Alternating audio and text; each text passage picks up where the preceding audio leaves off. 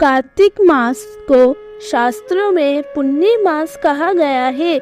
पुराणों के अनुसार जो फल सामान्य दिनों में 1000 बार गंगा स्नान का होता है तथा प्रयाग में कुंभ के दौरान गंगा स्नान का फल होता है, वही फल कार्तिक के माह में सूर्योदय से पूर्व किसी भी मंदिर में स्नान करने मात्र से प्राप्त हो जाता है।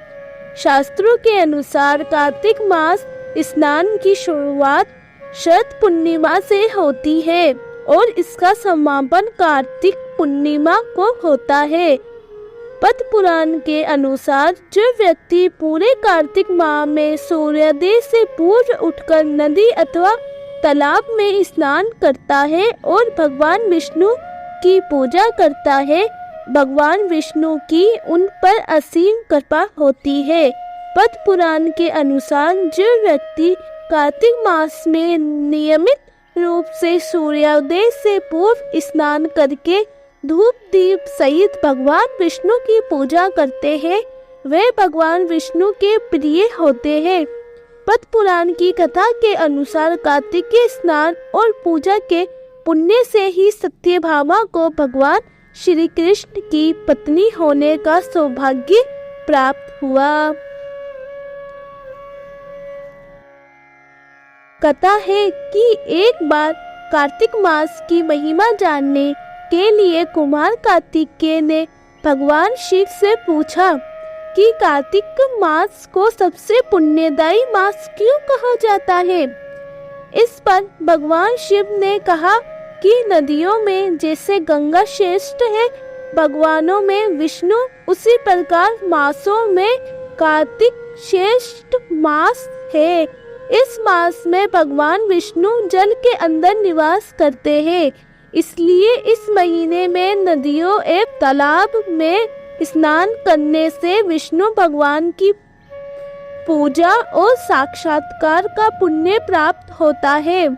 भगवान विष्णु ने जब श्री कृष्ण रूप में अवतार लिया तब रुक्मिणी और सत्यभामा उनकी पटरानी हुई। सत्यभामा पूर्व जन्म में एक ब्राह्मण की पुत्री थी। युवावस्था में ही एक दिन इनके पति और पिता को एक राक्षस ने मार दिया। कुछ दिन तक ब्राह्मण की पुत्री रोती रही। इसके बाद उसने स्वयं को विष्णु भगवान की भक्ति में समर्पित कर दिया। वे सभी एकादशी का व्रत रखती और कार्तिक मास में नियम पूर्वक सूर्योदय से पूर्व स्नान करके भगवान विष्णु और तुलसी की पूजा करती थी। बुढ़ापा आने पर एक दिन जब ब्राह्मण की पुत्री कार्तिक स्नान के लिए गंगा में डुबकी लगाई तब बुखार से कांपने लगी और गंगा तट पर उसकी मृत्यु हो गई।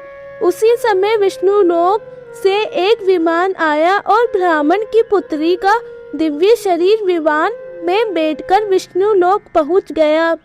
जब भगवान विष्णु ने कृष्ण अवतार लिया तब ब्राह्मण की पुत्री ने सत्यभामा के रूप में जन्म लिया।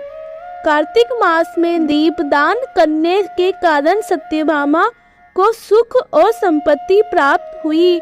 नियमित तुलसी में जल अर्पित करने के कारण सुंदर वाटिका का सुख मिला। शास्त्रों के अनुसार कार्तिक मास में किए गए दान पुण्य का फल व्यक्ति को अगले जन्म में अवश्य प्राप्त होता है।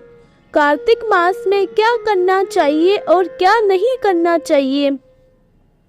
शास्त्रों के अनुसार इस महीने में मांस, मदिरा आदि का संपूर्ण त्याग कर देना चाहिए। पूरे महीने संयम रखना चाहिए। व्रत, उपवास और नियम के साथ तप करना चाहिए। कार्तिक मास में किसी नदी, पोखर, तालाब आदि में दीपदान करना चाहिए।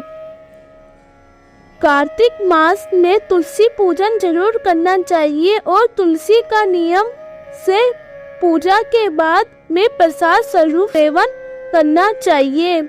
कार्तिक के महीने में केवल नरक चतुर्दशी के दिन ही शरीर पर तेल लगाना चाहिए, अन्य दिनों में तेल नहीं लगाना चाहिए। कार्तिक मास में दालें जैसे कि चना, मूंग, मसूर उड़द, मटर, राई आदि नहीं खाना चाहिए। कार्तिक स्नान करने वाले व्यक्ति को तपस्वियों के समान व्यवहार करना चाहिए, यानी वो कम बोले, किसी की निंदा या विवाद न करे, मन पर संयम रखे।